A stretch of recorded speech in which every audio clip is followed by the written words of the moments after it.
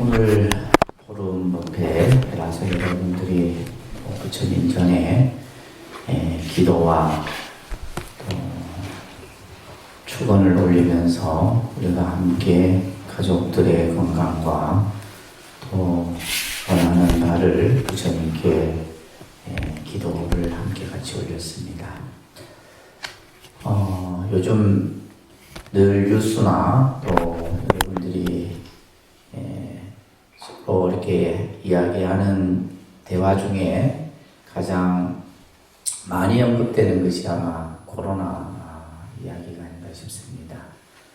요 며칠째 또 여기저기서 집단 확산이 되어서 조금 이제 추스려지려 하면 또 발생이 되고 해서 정말 자영업자라든지 이런 많은 분들이 계속해서 힘든 시간들을 보내고 있지 않나 생각합니다. 증도가에 보면 이런 말씀이 설해집니다. 슬프다 말법 시대 악한 세상의 중생은 박복하여 제도하기 어렵구나. 성인과는 멀어가고 사견만 깊어가서 마는 강하고 법은 약하니 원망과 해로움만 늘어나느니라 라는 증도가에 나오는 말씀이 있는데, 지금 우리가 사는 시대를 흔히 말법 시대라 얘기를 합니다.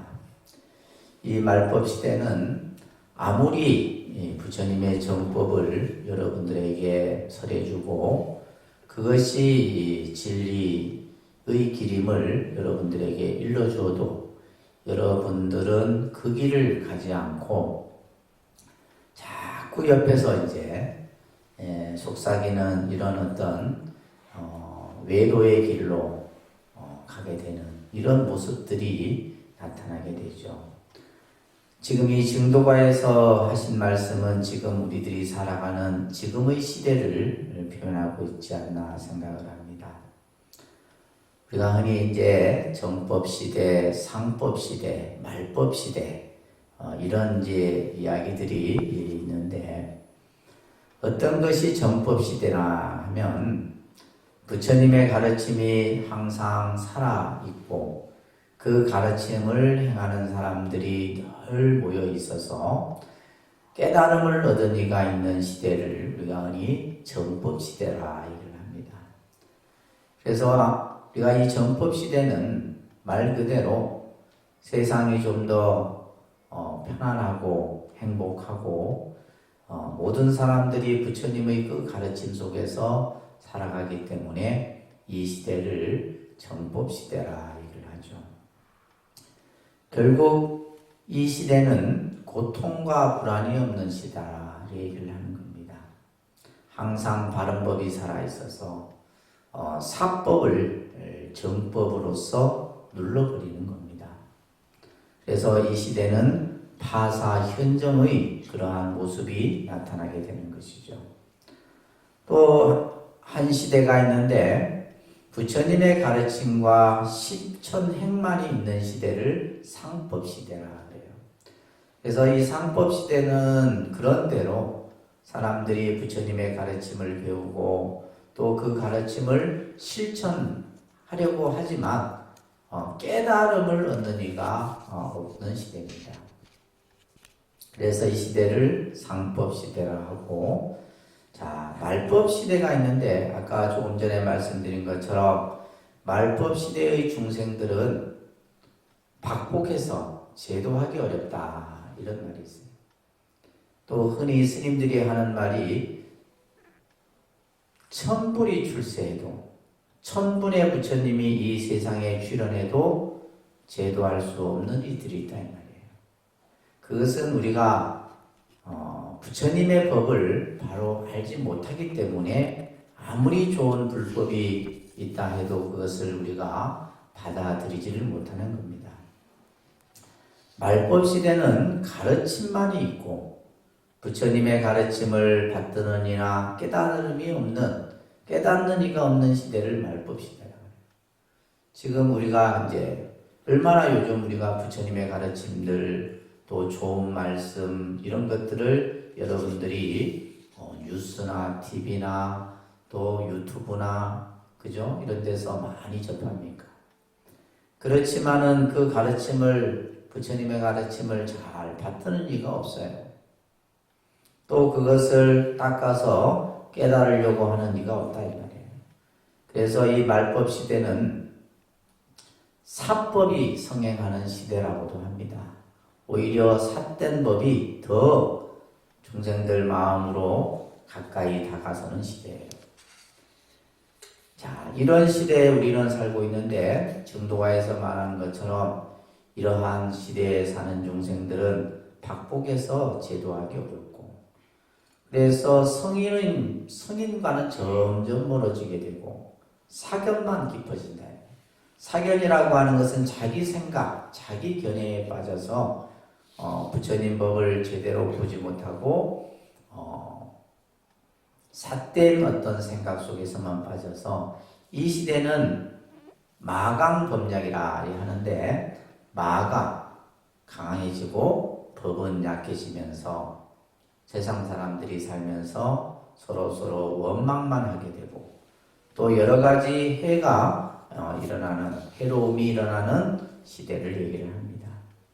그렇지만은 우리가 이 시대에 살면서 여러분들이 부처님의 가르침을 늘 가까이에서 접하고 또 그것을 하나하나 실천하는 이러한 노력들이 필요한 거예요. 그렇기 때문에 지금 우리는 이 말법 시대에 살고 있지만은 그 말법 시대가 한 생각을 우리가 바로 가지게 되면 또다시 정법의 시대가 도래할 수 있다는 겁니다.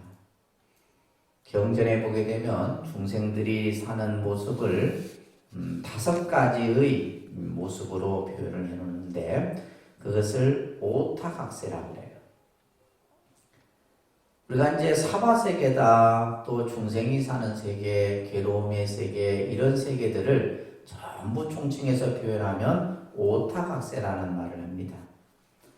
첫째, 겁탁이라 해서 이 세상이 더러움에 꽉 물들어 있는 세대를 겁탁이다 얘기를 합니다. 그렇죠. 우리가 지금 살고 있는 우리의 중생의 세계는 인간이 지나친 탐욕과 또 어떤 물질 만능주의로 인해서 오염되고 병들어가고 있지 않습니까? 사실은 이제 우리가 이것을 이 분야를 연구하는 환경 전문가라든지 또 세계의 여러 과학자들은 심각하게 받아들이고 있지만 실제 우리는 그것을 크게 걱정을 하고 있지 않죠. 그렇지만은 지금 우리가 겪고 있는 이 코로나라든지 또 앞으로 여러 어떤 재앙들이 결국 이 세상이 오염됨으로 인해서 생겨나는 것이다. 이것을 부처님께서는 겁탁이다 얘기를 합니다. 그래서 이 겁탁의 세계의 모습은 늘 중생들이 고통과 괴로움에서 벗어날 수 없는 겁니다. 지금 우리가 이제 코로나로 인해서 사망자들이 계속 나오게 되는데 미국 같은 경우는 전쟁에서 죽은 자보다도 더 많은 사망자들이 나온다 하죠. 그만큼 지금 우리가 겪고 있는 이 시기가 굉장히 힘들고 어려운 시기라는 것을 우리가 아셔야 됩니다.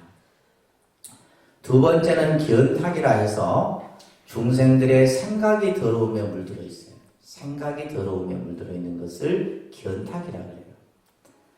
각자의 생각에 그죠? 자기 주장, 자기 견해에 빠져서 옳다 그르다라는 이런 어떤 차별적인 견해들을 일으키게 되는 거예요. 이것을 견탁이라 합니다. 그래서 우리가 무슨 회의를 하게 되면 전부 각자의 생각들만을 옳다라고 얘기를 하게 되죠. 그죠? 이것을 견탁이라. 그리고 번뇌탁이라고 하는 것이 세 번째가 있는데 이것은 우리 중생들이 84,000 번뇌 속에 물들었습니다. 그래서 결국 이 번뇌라고 하는 것도 내 마음의 그 모습 안에 속에서 한 생각 일으키는 가운데 번뇌가 일어나는 거죠. 이 번뇌가 8만 4천 가지의 번뇌로서 자라나게 되는 겁니다. 이것이 이제 번뇌탁이에요. 중생탁은 이것은 이제 중생들이 세상을 살아가면서 몸과 마음이 고통의 굴레에 갇혀갖고 그로 인해서 여러 가지 괴로움을 겪게 되는 것을 중생탁이라 합니다. 그리고 다섯 번째가 명탁인데 이 명탁이라고 하는 것은 수명이 가지 형태로 나타나게 되는 겁니다. 사람이 똑같은 시간에 똑같이 예를 들면 죽으면 좋은데 그렇잖아요. 그죠? 어떤 생명은 태어나자마자 죽기도 하고 또 청년 시절에 죽기도 하고 다 그 명이 각기 다르다는 거예요. 그것을 명탁이라고 그러는 거예요. 이것을 오타각세다. 그래서 우리가 사는 이 중생의 세계가 오타각세예요. 그래서 실제 이 오타각세라는 말을 우리가 보면서 지금 우리 주변에 일어나는 여러 가지 일들을 보면 바로 부처님의 말씀이 하나도 틀림이 없다는 것을 우리는 알게 돼요. 그래서 우리가 지금 겪고 있는 여러 가지의 사회의 여러 가지 문제들 또한 이제 뭐 정치적으로나 경제적으로나 여러 가지 서로 갈등 대립으로 인해서 또 나타나는 어떤 경제적인 빈부의 차이라든지 특히 인간의 성품들이 점점 포악해지고 난폭해져 가고 있는 이런 어떤 현실들이 지금 부처님께서는 이미 오랜 전에 이 경전 속에서 이러한 말씀들을 해놓고 계시는 거예요. 그래서 처음에도 말씀드렸듯이 박복한 중생은 제도하기 어렵다. 불연이 없는 중생은 나도 어쩔 수 없다. 이런 말이 있거든요. 부처님께서도 나와 인연 없는 중생은 나도 어찌할 수 없다 그랬단 말이에요. 그 인연은 누가? 이미 부처님 법이 나에게 이렇게 맺어져 있는데 그것을 스스로 끊어버리는 거예요. 그러면 그런 사람은 부처님도 어떻게 제도할 수 없다는 얘기예요. 그래서 인연이 없는 중생도 제도하기 어렵지만은 박복한 중생도 제도하기 어렵다. 이 말은 다시 말해서 박복한 중생은 세상살이가 남보다 더 어렵다라는 뜻입니다. 라는 의미로서 여러분들이 이해하시면 될 것 같아요. 박복한 중생은 세상살이가 남보다 진짜 그런 것 같아요.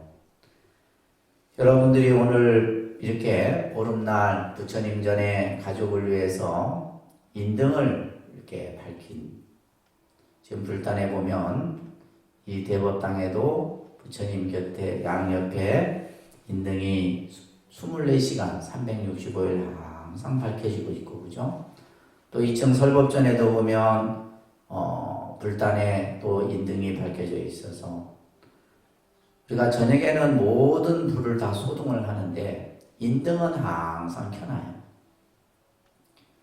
저 인등이 바로 여러분들이 부처님께 올리는 바로 공양의 그러한 밝은 빛이에요. 그래서 그것 또한 어떻게 보면 여러분들이 이제 어떤 신앙생활 가운데 공덕을 짓는 하나의 행위다라고 말씀드릴 수가 있습니다. 제가 항상 우리 불자님들에게 강조하는 것이 우리들이 살아가는 최우선 순위에 무엇이 가장 중요하냐면 바로 복덕을 쌓는 일이다. 복을 쌓는 일이 가장 중요하다는 겁니다.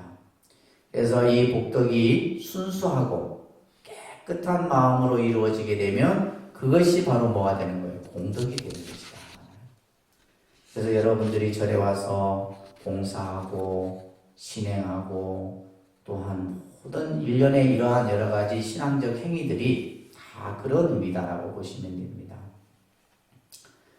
특히 우리 불자들은 잘못된 생각에 빠져서 부처님의 진리를 등지고 마구리, 마법에 그죠? 어떤 사마의 견해에 끌려다녀서는 안 된다는 겁니다. 요즘에 보면 원체 정보가 다양해요. 동보가 다양하고 또 불자들 간에도 이제 서로 어떤 정보 교환을 하고 서로 뭐 가르쳐주고 일러준다 해도 보면 그 이야기들이 보면 전부 다 제가 보는 관점에서는 옳은 것은 한 50%, 틀린 것은 한 50% 정도 된다고 봐도 또 보면 이제 사람들은 꼭 틀린 쪽으로 가게 돼요. 그래서 우리가 마의 소굴에 들어가지 않기 위해서는 어떻게 해야 되느냐? 항상 부처님 법을 여러분들이 바로 볼 수 있어야 되고 또 끊임없는 수행을 통해서 자기 공부가 돼야지만 마구니의 소굴에 우리가 들어가지 않을 수 있는 겁니다.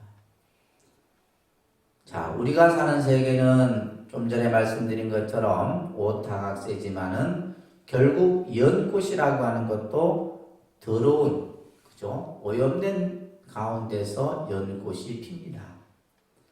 그렇기 때문에 비록 우리가 사는 세계가 오타각세지만은 이 가운데서도 한 송이 연꽃이 피울 수 있다는 것. 이것은 다시 말해서 우리가 살아가는 이 세계가 견해가 오염되고 환경이 오염되고 또 모든 것들이 마음이 오염되고 할지라도 여러분들의 마음만큼은 더러움에 물들지 않는 연꽃과 같은 깨끗한 마음을 유지하는 것이 바로 우리가 부처님 법을 항상 그 인연을 끊어지지 않도록 이어져가는 하나의 중요한 방법이 아닌가 생각을 합니다. 그래서 연꽃과 같이 더러움에 물들지 않는 그런 불자들이 되었으면 하는 생각을 갖게 됩니다. 그래서 오늘 증도가에 나오는 말씀을 항상 가슴에 새기면서 내가 조금이나마 세상을 살면서 복덕을 짓고 공덕을 쌓아가고, 그죠? 또 그러면서 이 오염된 가운데서 내가 더러움에 물들지 않는 내 마음을 끝까지 유지할 수 있도록 여러분들이 끊임없이 정진해 주시기를 바랍니다.